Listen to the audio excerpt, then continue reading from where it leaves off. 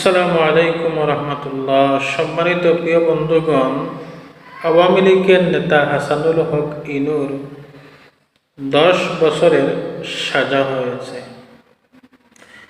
অবশ্যই যারা দোষী ছিল, যারা দোষ করেছে, অবশ্যই আজ হোক কাল হোক তাদের এই ফল ভোগ করতে হবে, তাদের শাস্তি হবে, এটাই বাস্তব।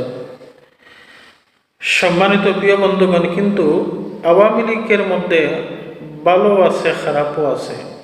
কেউ কেউ আছে জনগণের সাথে ছিল, কোন খারাপই পথে ছিল না, এমনকি লুটপাটের মধ্যেও ছিল না এবং জনগণের সাথে কাজ করে গেছে। এই ধরনের লোককে অবশ্যই হেনস্থা করা বা তাদের উপর জেল জুলুম ঠিক হবে না। আর যারা দোষ করেছে অবশ্যই তাদের শাস্তির আওতায় আনতে হবে, শাস্তি দিতে হবে। তবে ইদানিং আমরা দেখতে পারতেছি আওয়ামী লীগের এত সাহস তারা কোথা থেকে পায়। তারা মিটিং মিছিল প্রকাশ্যে করতেছে। এই নিষিদ্ধ আওয়ামী লীগ প্রকাশ্যে মিটিং মিছিল করতেছে, এমনকি বিএনপির সাথে জড়িত হয়ে কোন খারাপির মধ্যেও লিপ্ত আছে, দর্শনের মধ্যেও লিপ্ত আছে। কিন্তু এর পিছনে আজ সর্বকিছু দেয় এই বিএনপি যদি গণভোটের রায় আজ যদি বাস্তবায়ন করত, তাহলে দেশে আজ এত উশৃঙ্খলা সৃষ্টি হতো না।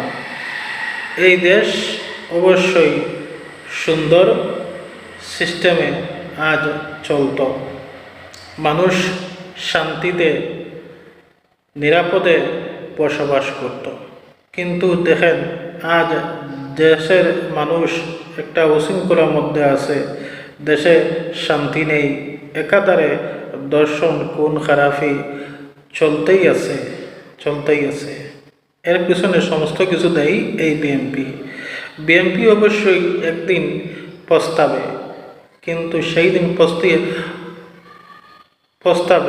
কিন্তু সেই দিন কোনো কাজ হবে না। এই গণভোট রায় কেন তারা অস্বীকার করলো, দেখবেন একদিন তারা পস্তাবে, কিন্তু সেই দিন পস্তিয়ে কোনো লাভ হবে না। যাই হোক, যে যেমন কর্ম করবে তেমনি ফল পাবে।